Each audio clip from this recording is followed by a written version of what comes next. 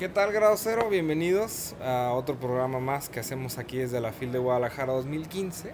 Hoy nos encontramos con un libro muy interesante, El ciberespionaje, ¿sí? La puerta al mundo virtual de los estados e individuos, de la autoría de Adolfo Arreola García. Bienvenido. Así, muchas gracias, saludos a todos, a tu auditorio. Es un honor estar aquí platicando con ustedes. Pues sí, mira, a mí me parece muy importante la publicación. Muchos hablamos o especulamos en ciertas conversaciones de que estoy siendo espiado, que me intervienen mis cuentas, de que todo lo sabe el gobierno, etcétera, etcétera. Pero no sé, o por lo menos desde acá no se había visto una publicación académica con el rigor que amerita. Entonces, primero cuéntanos cómo surge la obra. La obra surge de una idea precisamente, bueno, surge de la noticia que se da sobre las publicaciones de Wikileaks y posteriormente lo que saca Snowden, Edward Snowden, y surge como un trabajo quizá más pequeño. En realidad es un trabajo de investigación que nace dentro de la universidad para empezar en el área de la investigación, pero conforme pasó el tiempo me di cuenta de que había mucha tela de donde cortar, y empezamos a conjuntar una serie de datos, evidencias y demás, que nos fue dando la oportunidad de adentrarnos en lo que es una actividad que hoy es una de las amenazas más importantes, no solo para los estados, porque se piensa que es un acto contra un estado en sí, en realidad es contra todos nosotros. Bien, ahora mencionas al inicio, ¿no? Hay dos cuestiones muy diferentes. Una es la inteligencia y la otra es el espionaje en forma. ¿Cómo, cómo lo distinguimos? O sea, nosotros los mortales, ¿cómo sabemos la diferencia? Bueno, en realidad es uno de los puntos medulares que quise tocar aquí, y más que hacer la diferencia, quizá estoy haciendo una combinación, decirte que es exactamente lo mismo. Eh, Hay una diferencia real, y es una cuestión política y quizá jurídica, porque la inteligencia es una cuestión que está permitida. Es el acto de conocer o tener información de cualquier hecho que ocurre, mientras que el espionaje es como algo ilegal, está tachado de ilegal, es algo que no está permitido y que necesariamente requiere de cierta secrecía.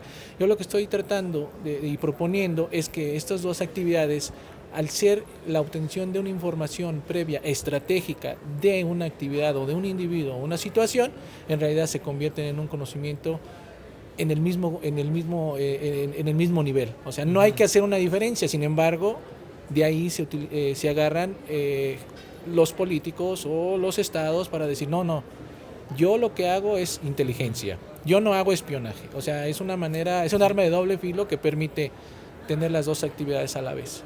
Ahora, ¿cómo surge esta cuestión, no? Nos dices, es por necesidad de conocer información.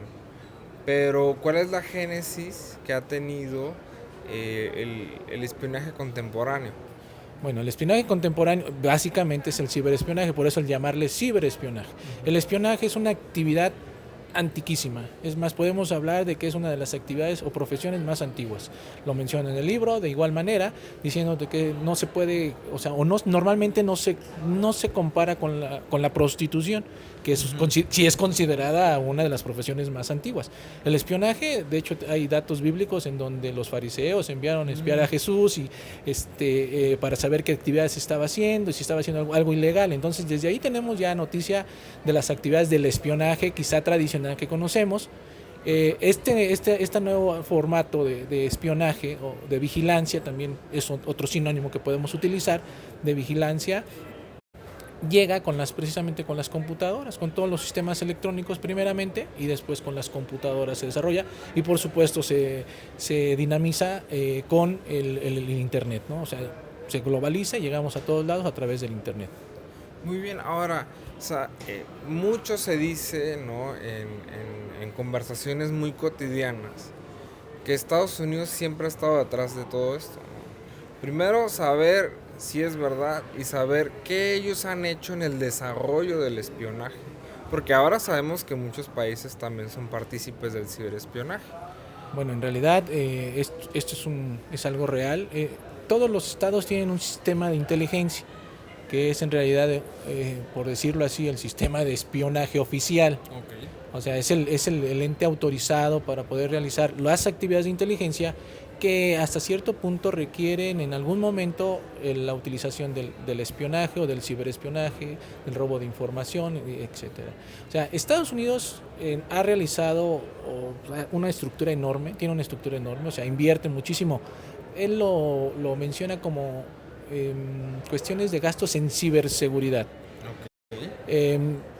Por el otro lado, esa ciberseguridad también da oportunidad a que tú puedas ser un poquito ofensivo y es donde encontramos las cuestiones del ciberespionaje, que es una de las tantas formas que se llaman ciberataques, o sea, es una de las tantas herramientas que hoy existen para poder dañar a un enemigo sin ni siquiera estar en su territorio. O sea, estamos hablando de ciberataques. El ciberespionaje es considerado hasta cierto punto un ciberataque porque eso me sustrae información.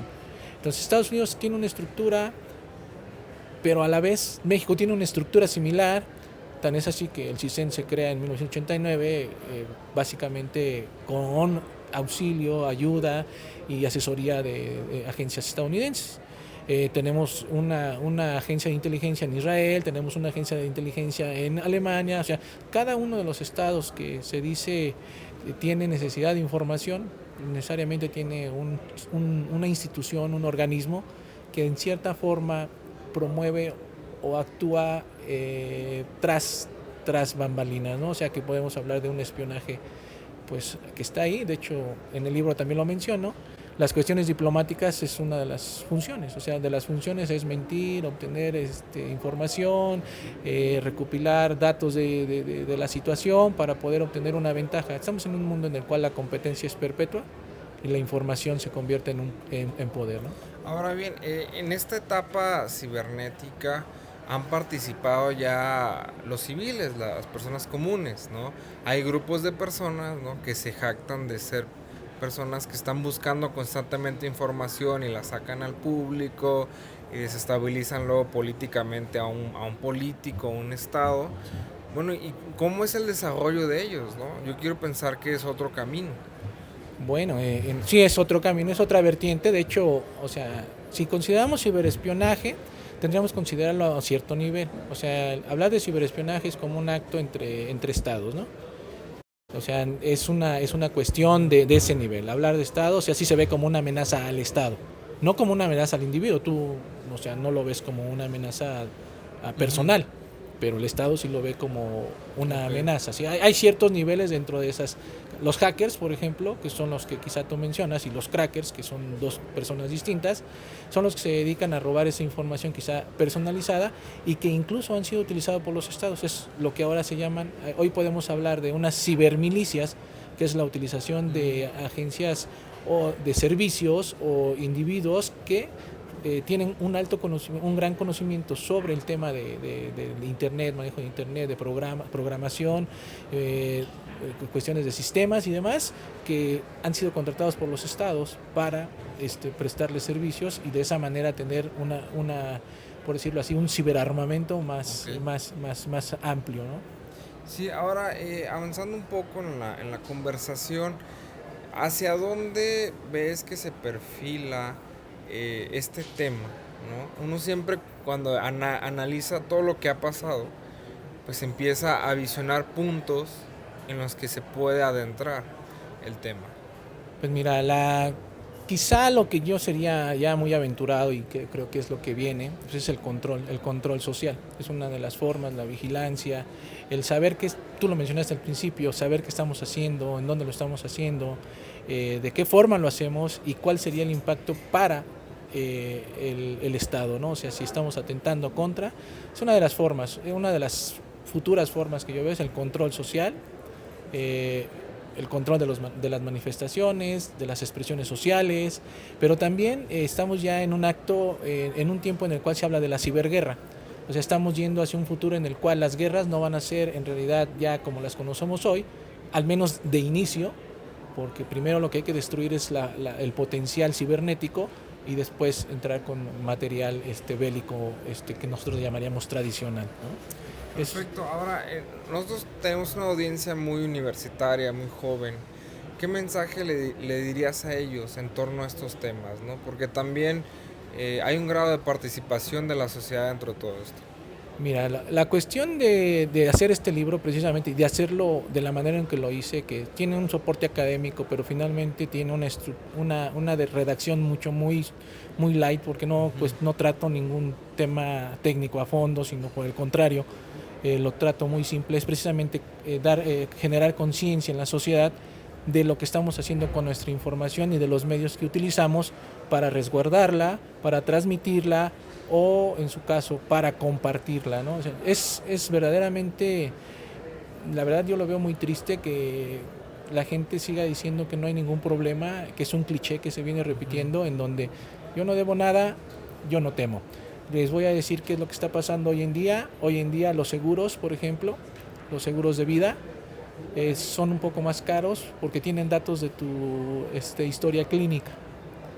Hoy en día los buscadores de talentos te buscan en las redes sociales y detectan si estás diciendo algunas cuestiones que no son tan ciertas porque pues tienes un perfil en Facebook o en Twitter o en cualquier otro medio de comunicación que no coincide quizá con lo que estás diciendo. Se están volviendo en instrumentos de verificación y de control hasta cierto punto, pero también de una manera de generarte mayores gastos o menos oportunidades hasta cierto punto, ¿no? Porque en el caso de los seguros, si eres una persona enfermiza, pues tu póliza se elevaría y no la podrías de hecho ya ni siquiera pagar, ¿no? O sea, si ya el Estado no te soporta y tú intentas buscar una aseguradora que te pudiera dar ese servicio, pues no, porque ya está todo registrado y con los registros que tengas de entradas de laboratorio, de entradas a hospitales, de enfermedades previas, pues imagínate cómo sería. De hecho es una de las cuestiones que está pasando en Estados Unidos, no con la cuestión de salud, pero sí con las cuestiones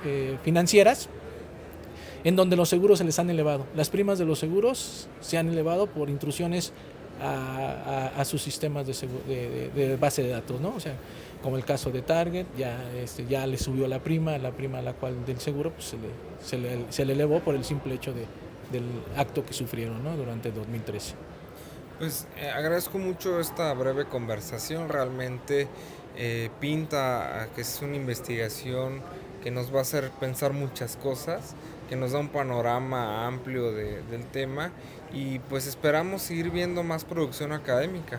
De hecho estamos pensando en la continuación o hacer una serie, ya como ciberespionaje es una de las vertientes de una gama que yo llamo más grande, que se llama, ya le empiezo a llamar yo ciberseguridad nacional, en donde podemos incluir temas de económicos o de ciberarmas, de ciberguerra, ciberestrategia, que son cuestiones ya quizá definitivamente a nivel Estado, pero que olvidamos que la seguridad somos todos, o sea, es lo que yo propongo y lo que es que la seguridad en cibernética la componemos todos. Entonces todos nosotros debemos de participar de una manera segura, teniendo las mínimas precauciones para poder conservar nuestra seguridad, y de eso nos lleva a la seguridad del Estado. O sea, viene una serie de producciones en relación con la ciberseguridad, que es un tema mucho más amplio, y su relación quizá tanto nacional como internacional, que es lo que ya tenemos en proyecto trabajando como medio de investigación.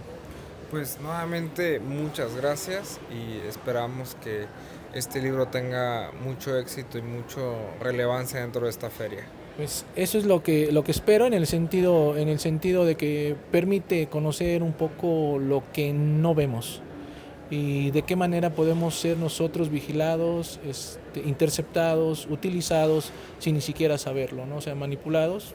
Les recuerdo por ahí, nada más como dato, Google hizo una serie de encuestas o de un trabajo psicológico en donde ponía cierto estado de ánimo y se repetía, entonces estaba viendo cómo reaccionaba la gente a ciertos emoticones, ¿no? O sea, cómo funcionaba y cuál era el estado que representaba. Si estaba triste, se repetía o no se repetía.